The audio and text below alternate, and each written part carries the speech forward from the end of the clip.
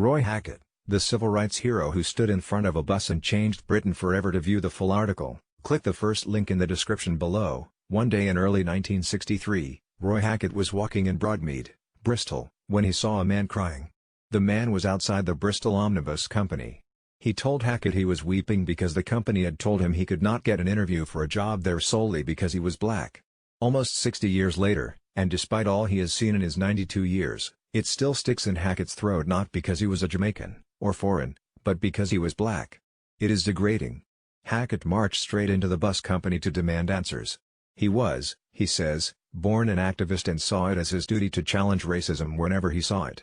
Once in front of the manager, he made it clear he was not asking for black people to be treated equally, he was demanding it. The indignation and strength of his will ring in his voice as he remembers telling the boss, if he can't drive it, then the bus won't be moving, will it?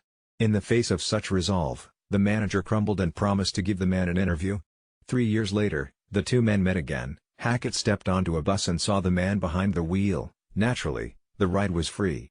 But it was far from a simple triumph to get to this happy ending. Hackett had to take on not just one manager, but an entire bus company and the structures that allowed an informal but devastating segregation to flourish in parts of the UK.